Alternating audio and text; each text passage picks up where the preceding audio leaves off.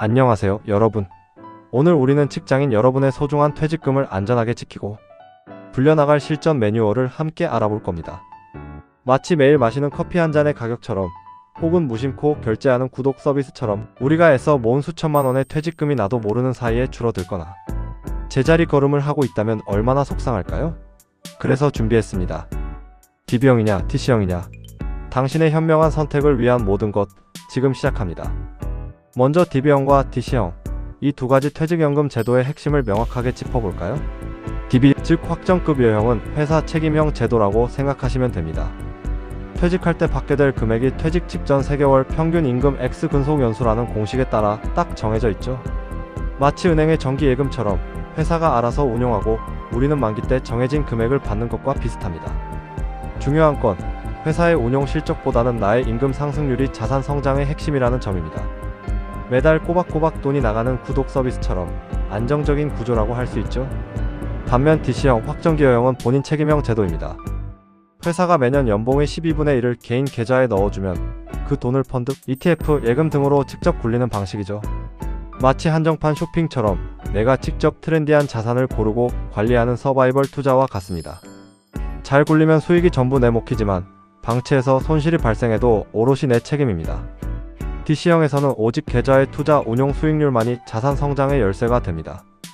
여기서 잠깐 퇴직연금 관리에 있어서 꼭 알아야 할 핵심 용어 3가지를 짚고 넘어갈까요?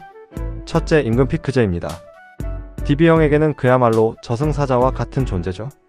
일정 나이가 되면 고용은 보장받지만 임금이 깎이는 제도인데요. 만약 마지막 연봉이 20% 깎인다면 지난 수십 년간 쌓아온 전체 퇴직금 덩어리가 똑같이 20%나 깎여나가는 대참사가 발생할 수 있다는 점 명심해야 합니다. 둘째, 7030 규칙입니다. 이는 DC형과 IRP 계좌의 안전벨트와 같은 역할을 합니다. 주식형 펀드나 ETF 같은 위험 자산은 최대 70%까지만 채울 수 있고 나머지 30%는 반드시 예금, 채권 등 안전자산으로 채워야 하는 정부의 제한 룰입니다. 투자에는 항상 위험이 따르기 때문에 안정성을 확보하기 위한 조치라고 할 수 있죠.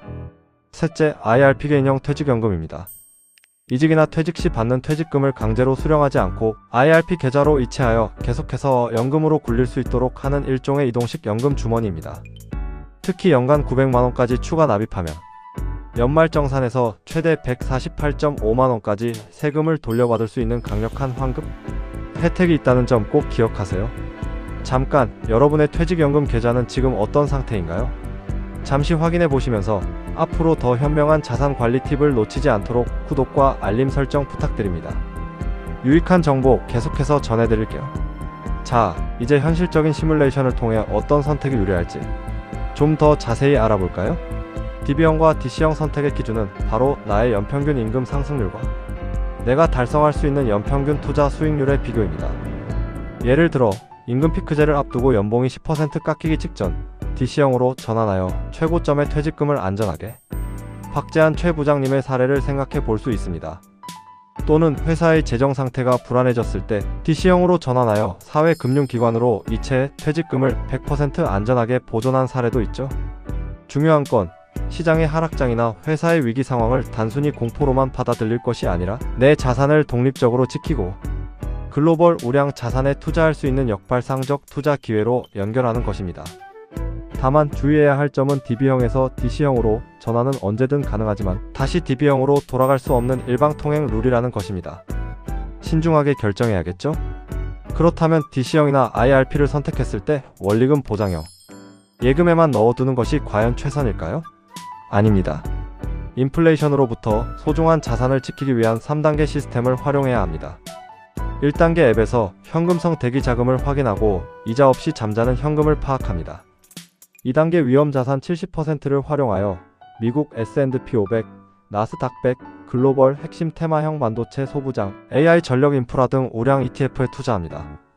3단계 안전자산 30%를 활용하여 단기 채권형 ETF, 저축은행 등 고금리 퇴직연금 전용 정기예금, TDF 펀드 등에 투자합니다. 마지막으로 오늘 내용을 요약해 보겠습니다. 연봉 상승률이 높다면 DB형이라는 든든한 방패를 유지하고 임금 정체나 피크제, 회사 리스크가 다가온다면 지체 없이 DC형이라는 투자 칼을 쥐고 글로벌 우량 자산으로 이송하여 스스로 키워나가야 합니다. 결국 내 자산을 지키는 유일한 방법은 지속적인 관심입니다. 이 영상이 여러분의 현명한 퇴직연금 관리에 도움이 되었기를 바랍니다. 좋아요 잊지 마시고요. 다음 영상에서 또 만나요.